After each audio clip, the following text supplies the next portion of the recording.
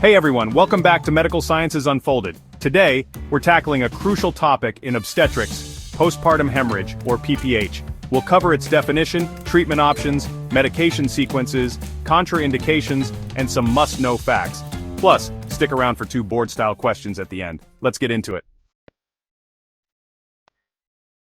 Postpartum hemorrhage, or PPH, is defined as blood loss of more than 500 milliliters after a vaginal delivery or more than 1,000 milliliters after a cesarean section. It's a major cause of maternal morbidity and mortality worldwide. Early PPH occurs within the first 24 hours, while late PPH occurs after 24 hours up to 6 weeks postpartum. The most common cause is uterine atony, where the uterus fails to contract adequately after delivery. Other causes include retained placental tissue, genital tract trauma, and coagulopathies. The first step in managing PPH is a rapid assessment of bleeding, vital signs, and uterine tone. Initiate resuscitation with IV fluids and blood products as needed. Perform uterine massage to encourage contraction, and inspect for lacerations or retained tissue. If uterine atony is identified, move on to pharmacologic management. The primary medication for uterine atony is oxytocin. Administer 10 to 40 units IV infusion or 10 units IM. It promotes uterine contractions. If bleeding persists, use the following agents in sequence.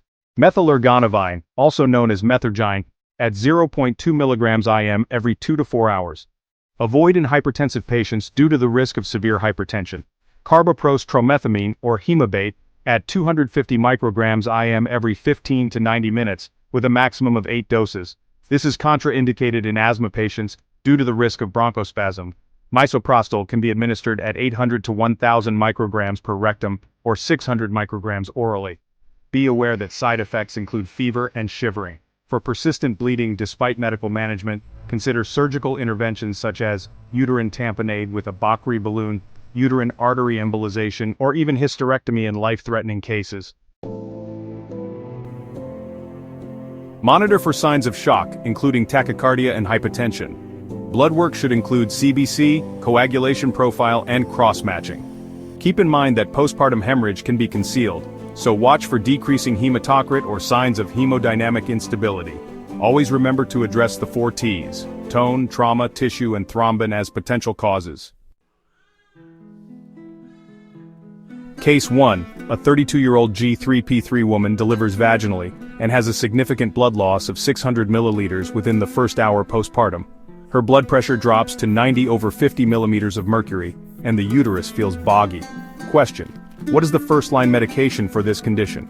A. Methergine, B. Carboprost, C. Misoprostol, or D. Oxytocin? The answer is D. Oxytocin. Explanation: oxytocin is the first-line agent for managing uterine atony and initiating uterine contractions to reduce bleeding. Case 2. A 28-year-old woman with a history of asthma develops postpartum hemorrhage after a cesarean section. Initial treatment with oxytocin was unsuccessful. Which medication should be avoided? A. Misoprostol, B. Methergine, C. Carboprost, or D. Tranexamic acid? The answer is C. Carboprost. Explanation: Carboprost is contraindicated in patients with asthma due to the risk of bronchospasm. That's a wrap on postpartum hemorrhage. Remember, postpartum hemorrhage requires quick assessment and prompt treatment to ensure maternal safety. Stay tuned for more OB/GYN insights here on Medical Sciences Unfolded.